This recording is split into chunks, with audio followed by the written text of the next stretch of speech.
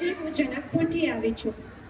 જીવનમાં સંસ્કારોનું મહત્વ. યાદેવી સર્વભૂતેષુ સંસ્કાર રૂપેણ સંસ્થિતા. નમસ્તસ્ય નમસ્તસ્ય નમસ્તસ્ય નમો નમઃ. આપણા પ્રાચીન શાસ્ત્રકારોએ બુદ્ધિ શક્તિ, સદા શક્તિ અને વિદ શક્તિનું વિકેન્દ્રીયકરણ કર્યું છે. આપણા જીવનમાં સારા સંસ્કારો મહત્વપૂર્ણ ભૂમિકા ભજવે છે. સારા સંસ્કારોની શીખ આપણા ઘરમાંથી જ મળે છે.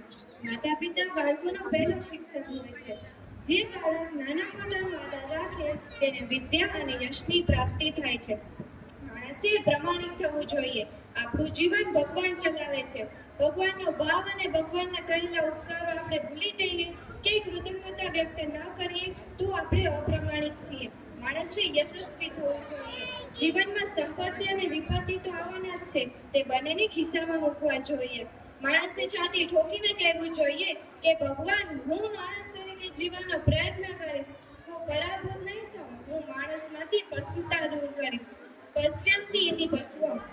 જે દેખાય તેટલું જ માને તે પશુ કહેવાય, અને જે બીજાના અનુભવને સ્વીકારે તેને જ માણસ કહેવાય છે, અને તે જ યશસ્વી હોય છે. આપણા જીવનમાં રામ કે કૃષ્ણને ફક્ત યાદ કરીએ તો ના ચાલે. એમના જેવું જીવન જીવવું જોઈએ. સારા સારા સંસ્કારોનું બીજ રોપણ કરવું જોઈએ. સમાજની ઉન્નતિ સારી ન થતી હોય તે માટે સત્તાધીશ, ઋષિ, વિચારવંતો અને સામાન્ય જનતાઓનો સહકાર જોઈએ. આ જગતમાં ભગવાને આપણે મોકલ્યા છે, તે સમજીને આપણને બીજાને સમજાવવું જોઈએ. જગતમાં શાંતિથી કેમ રહેવું, કેવી રીતે જીવવું અને ભગવાન પાસે કેમ જવું તે આપણી સંસ્કૃતિ શીખવે છે. ભગવાને સંસ્કૃતિના રક્ષણ માટે 10 અવતારો લીધા. એક વાત તો નક્કી છે કે ધ્યેયનિષ્ઠ, પ્રયત્નશીલ અને અવિચળપણે ઉપાસના કરનાર વંશમાં જ ભગવાન આશરે છે.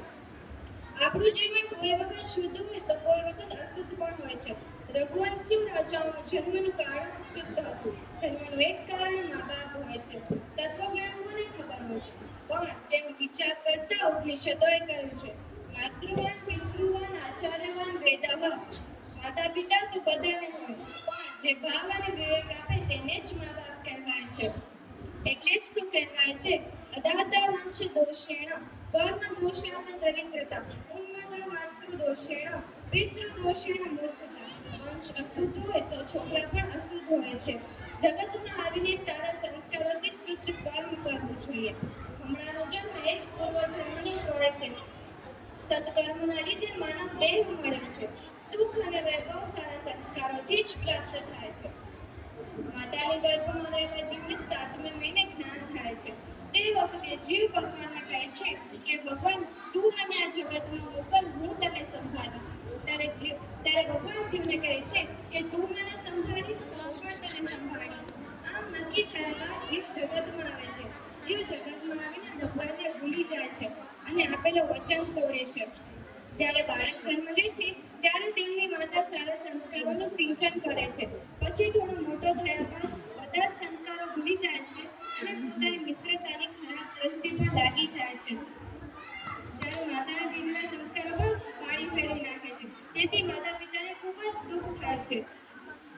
તેથી જ તો ગીતામાં કહ્યું છે, સર્વસ્ય ચાહમ હૃદિ સન્નિવિષ્ટુ.